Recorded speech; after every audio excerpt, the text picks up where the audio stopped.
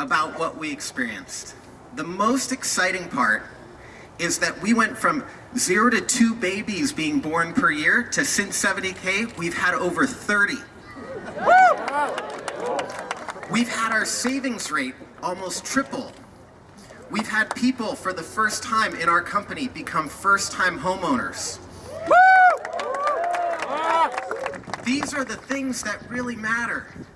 And just like everybody told me that this was impossible and I couldn't do it, I wanted to lean in and take a risk because I believe that somebody like Andrew Yang, who's putting humanity first, putting workers first, putting people having enough money to pay their basic expenses first, deserves our support and deserves a chance just like I had one.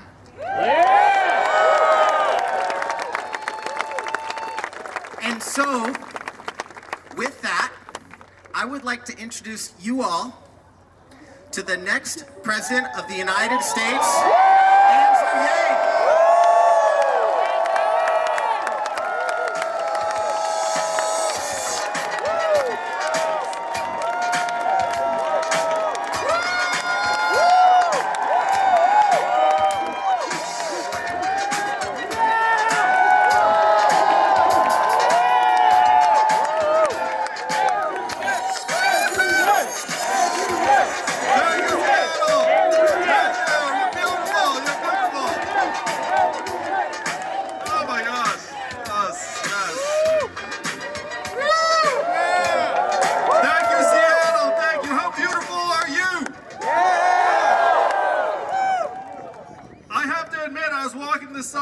And I did not realize how big this crowd was until just now. This is one big gang, and it's getting bigger all the time. Thank you, Yang Gang Seattle! Well, when you come to a group like this, I have to say, it's almost fun for my campaign team and I, because people are talking about these other candidates, and we're drawing bigger crowds, getting bigger numbers, we're pulling at higher levels. Now, you all are here. If you're here, you know that I'm not a career politician. I'm an entrepreneur. I'm a problem solver. And I'm here to solve the problem that's been driving our country to distraction for the last 2 years, which is how the heck did Donald Trump win in 2016? And if you were just to come from another planet and turn on CNN, what would you think were the reasons why Donald Trump won? The list would go in Greece, so someone just shouted Russia. That's definitely very high on the list. Maybe Facebook, maybe FBI, maybe Hillary Clinton. But I looked at the numbers, I did some math.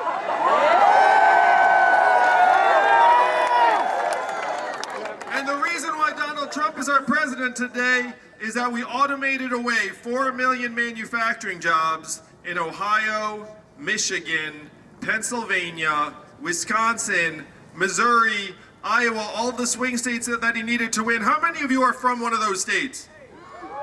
Yeah, I knew it. And so if you're from those states, you know what I mean. And now, how many of you all work for Amazon or one of the tech companies out here? It's cool. Techies are a big part of the Yang Gang. And if you work in technology, you know that what we did to the manufacturing jobs, we will now do to the retail jobs, the call center jobs, the fast food jobs, the truck driving jobs, and also jobs like bookkeeping, accounting. I was an unhappy corporate attorney for 5 whole months, and I guarantee you can automate that job. We are in the 3rd inning of the greatest economic and technological transformation in the history of our country. It's called the 4th Industrial Revolution. It is already tearing us apart. Donald Trump is a symptom. He's not the disease.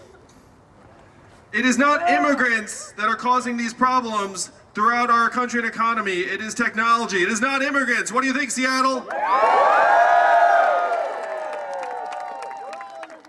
So this is what drove Donald Trump to win. I looked at the numbers. There's actually a direct line up between the adoption of industrial robots in a district and the movement towards Donald Trump. You can actually trace the line district by district.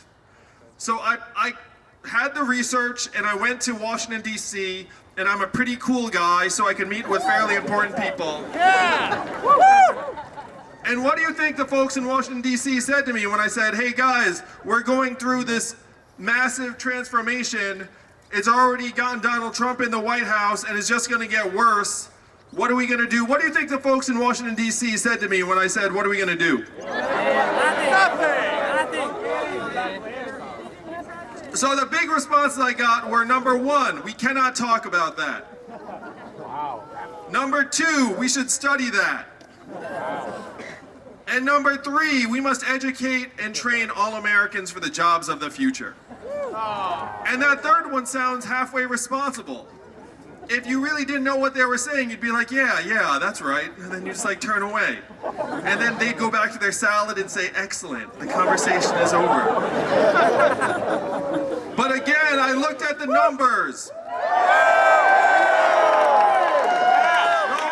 The effectiveness rate of government-funded retraining programs for manufacturing workers. What do you how effective do you think those were? Shout out some numbers. 15%. Not very effective. It was 0 to 15%. And so then when I said, hey, we're terrible at that, it's 0 to 15%. Do you know what they said to me? They said, he said this salad is delicious. That's what he said. But what they said to me was, I guess we'll get better at it then. That's what passes for policy in Washington, D.C. I guess we'll get better.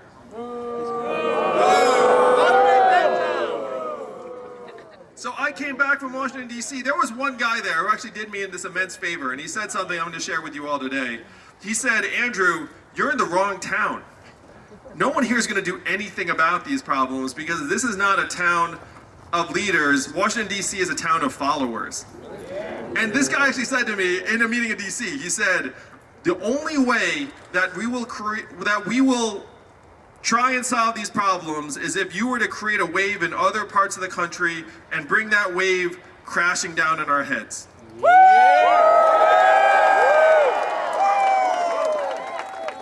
And what I said to him was, challenge fucking accepted.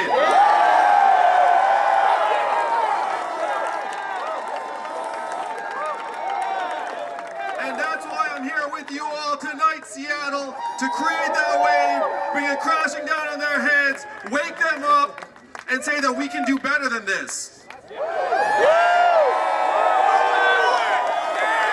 can solve the problems that are tearing our society apart. So how do we do that? If you're here with us tonight, you've heard this sentence at some point. There's an Asian man running for president who wants to give everyone $1,000 a month. Am I right? And all those three things are true. Now, the first time you heard that, you were like, that sounds like a gimmick. But then when you dig in, you realize that this idea has been with us since the founding of our country. Thomas Paine was for it at the beginning. He called it the citizen's dividend. Martin Luther King championed it in 1967. He called it a guaranteed minimum income, and it is what he was fighting for until he was assassinated the following year in 1968. Milton Friedman and 1,000 economists signed a study saying this would be tremendous for America. So much so, it was so mainstream that it passed the U.S. House of Representatives in 1971 twice. It almost became law, it came this close. And then 11 years later, one state did pass a dividend where now everyone in that state gets between $1,000 and $2,000 a year, no questions asked. And what state is that? And how do they pay for it? And what is the oil of the 21st century? Technology! Marijuana, that's right, Seattle! No, you are right, it's technology. It's marijuana-related technology. Technology is the oil of the 21st century. What they're paying for in Alaska with oil money, we can pay for with technology throughout the country. Now, I know some of you work for Amazon. How much did Amazon pay in federal taxes last year? 0. That's right. And you know those accountants were high-fiving, being like, we got it down to 0 taxes again this year. Jeff's gonna be so happy with us.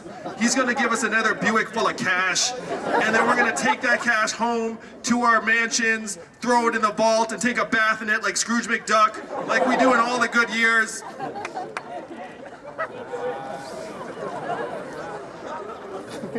Amazon's like this giant vacuum sucking up $20 billion in commerce every year out of our Main Street economies.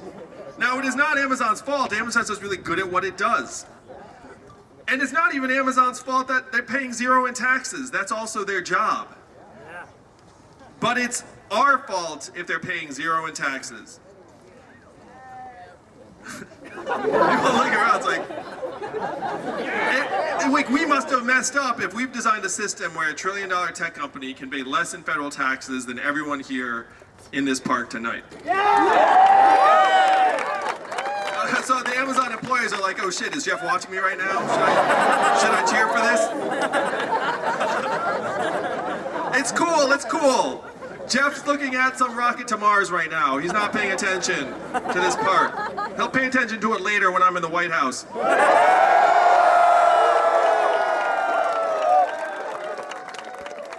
So if companies like Amazon are going to invest billions of dollars in AI and make things faster and more efficient, that's great. But we have to put our entire society, including everyone here in Seattle, in position to benefit from that progress and share in it. And that's what this $1,000 a month is designed to do. Now, I want you all to think for a second. After I'm president, thank you, Seattle. We pass the dividend, it comes your way. You all are like, wow, this really is happening. Like, the dividend's really coming through. What would you all spend the money on?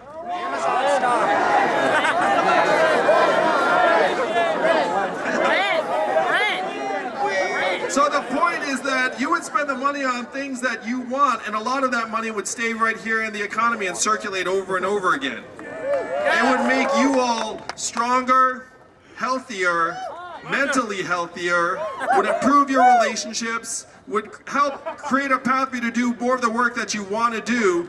This is the human-centered trickle-up economy. From people, families, and communities up. And that's what we can make a reality.